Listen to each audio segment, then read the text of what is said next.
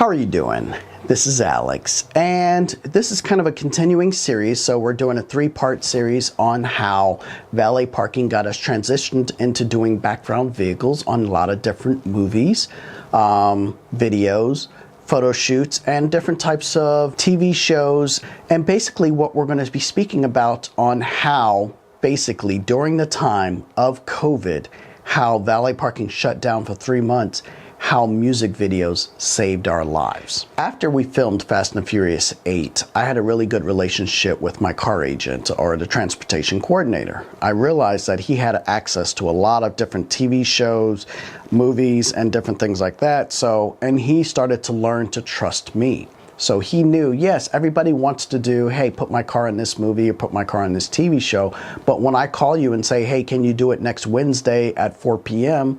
A lot of people say no, they can't because they're involved in a job and all that. For me, I have the flexibility that I can call one of my managers and say, hey, make sure this is taken care of. I'm going to be on set for a couple of hours. And as long as my phone's on vibrate, I can walk off set really quickly and handle something if an emergency pops up. So with that being said, we started to build up our relationship, and I didn't realize, but he had a very good relationship with Fox Studios. Here in Atlanta, they film a lot of movies and TV shows. I didn't realize how much until this guy started calling me every single day saying, hey, we have this movie, we have this TV show, would you be interested? These are the cars that they're looking for, and I'm going to submit your type of vehicles to see if they will hook and take any of them. Because once that happens, I submit my vehicle pictures from different angles, different colors, from up, down, inside, because sometimes they film inside the vehicles, and see if it'll hook. Now here's what really helped us out. I have a Mercedes G-Wagon, and one of my good friends has the same exact vehicle. So a lot of times they use them either A, as evil twin cars, so you can put the bad guys in two blacked out G-Wagons and it looks pretty intimidating, or B, it helps with filming. If you have two identical vehicles, you can have one where you do the inside shoot where the actor is inside of the car and they're driving, or you can have the second car being used to film outside.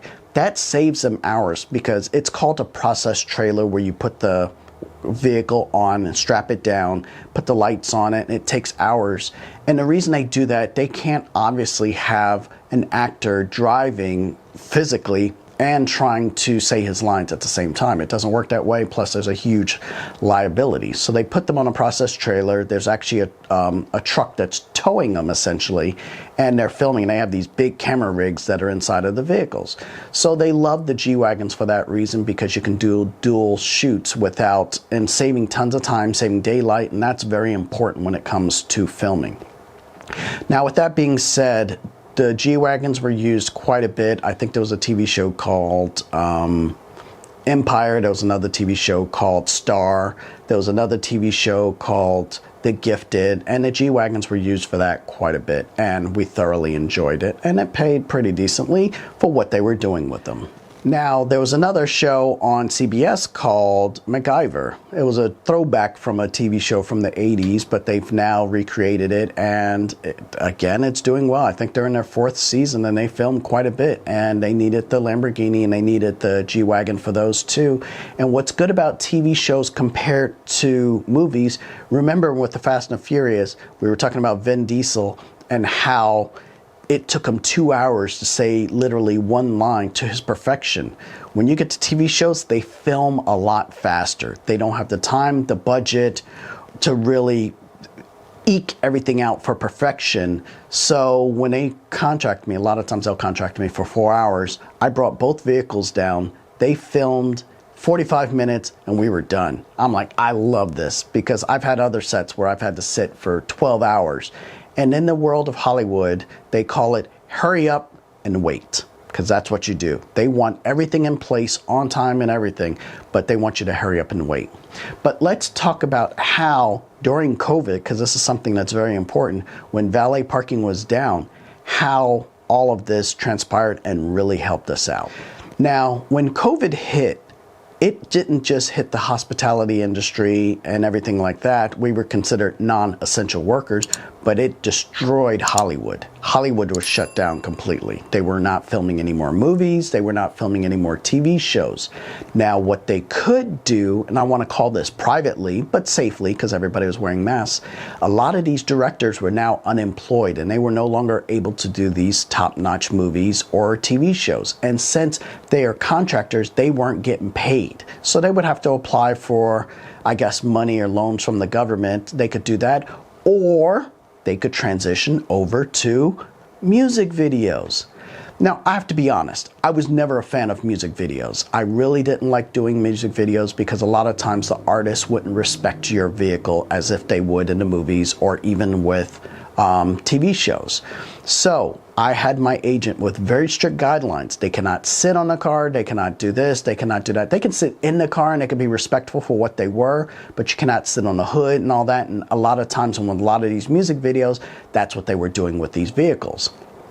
But I got a phone call, and the first one was from T-Pain. And T-Pain said, hey, not me personally, but to my agent, they need a couple of Lamborghinis because they have a new song called, I think, Grabbing Life by the Horns or something like that, or Bull. I'm not quite sure. I haven't even found the actual video, but I think it was something about grabbing the bull by the horns or something like that. And they obviously wanted to represent that with a couple of Lamborghinis since their logo is, of course, the bull. So we did that, and I've said this before, T-Pain's a really nice guy. I've met him several times. He's a really stand-up individual, and I fully respected his set and everything like that.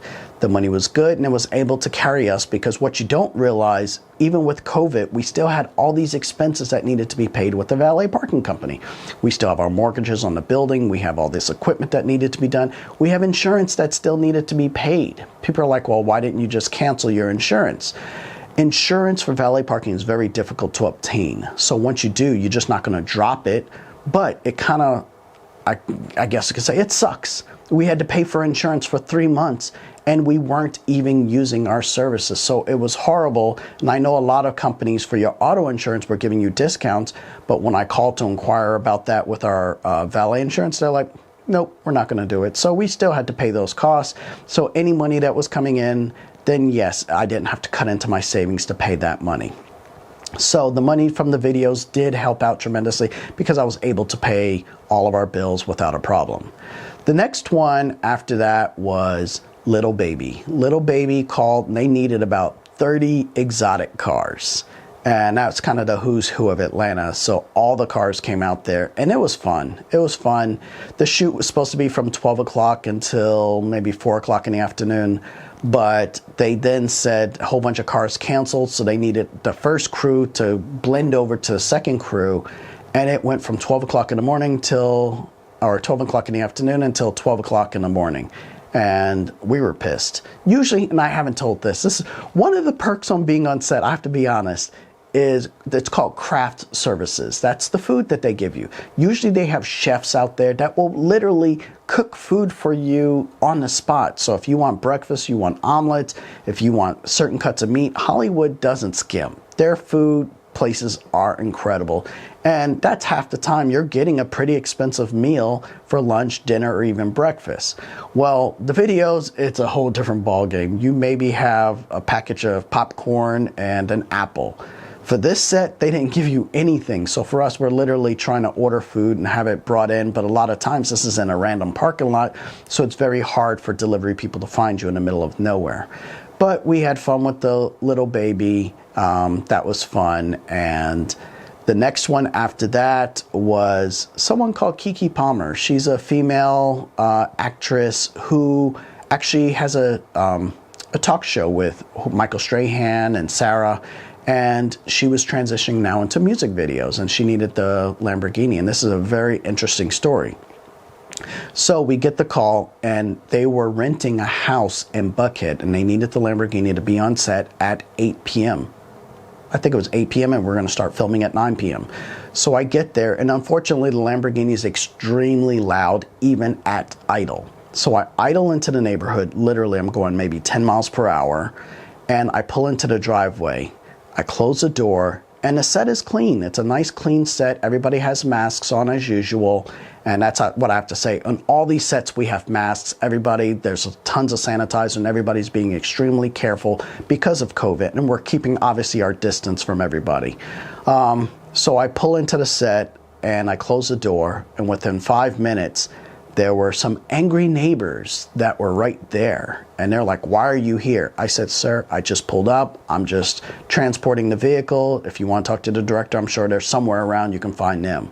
They were complaining because this is now in May of this year, and they were upset because they're filming at this house, and they wanted to know where the permits were.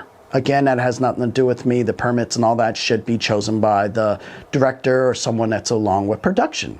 They got so upset that they called the police on us. The set was very professional. It was very quiet. We were not loud. There was no loud music or anything like that. In fact, it was probably one of the most quietest sets I've ever been to. But these people were set on complaining because they didn't like to see production in their neighborhood. Now, one of the good parts of, yes, this is having all these movies and TV shows and videos, it's bringing a lot of revenue for the state of Georgia, but it also disturbs your normal pace of life because a lot of times they have to close off streets and things like that, and people don't like that. But yes, they do like the fact that the state's getting more money, but they don't like the fact that all this stuff is happening and this is just disturbing their neighborhood. So they actually called the police on us, and the police came out, and when I was actually the first contact with the police because I was standing off to the distance. So the police officer, very cool guy, said, "Hey, they got a call that we were disturbing the peace and to send someone over here." So I told him what was going on, and this was a video for Keke Palmer, and he happened to be a fan. So he's like, "Can I watch?" I'm like, "Sure." So he gets off the car, he watches the scene for about 5 minutes, and then he said, "Go on our way and enjoy." So nothing happened from that, nothing transpired further from that, but it was pretty interesting that the neighborhood called the police on us, saying we were disturbing the peace, and honestly, it was one of the most quietest sets I've ever seen. Now, the final one I did was really quick. I got a call, and they needed a Lamborghini, not mine, but and a Ferrari for 21 Savage. He was doing an album cover, and he needed some cars really quickly. So I got a call, and this is ironic. I don't drive the Ferrari often, but if I do, I got a call, and they're like, "Hey, we need a Ferrari on set within 2 hours." I said, "Today's your lucky day," because I'm actually driving a car, and I have about 4 hours free in the afternoon, so I could do it. So I went over. Again, we had all the masks. It was a fun shoot. They actually had very good craft services and food and everything like that. So we did a fun shoot. I got to meet some really nice people, and I think that's one of the ultimate things I like out of this. You really get to meet some connections and some real good car lovers. And I have to be honest, this is something that really helped us out. The amount of money that was made this summer, it really helped us through the time, or during the springtime. It really did help us throughout the COVID. So yes, I used to knock all these music videos and all that, but it seems that they came at the right time, and I'm not going to knock them anymore. So again, thank you for watching. We enjoy sharing these stories. We'll get back to more Valet stories the next time.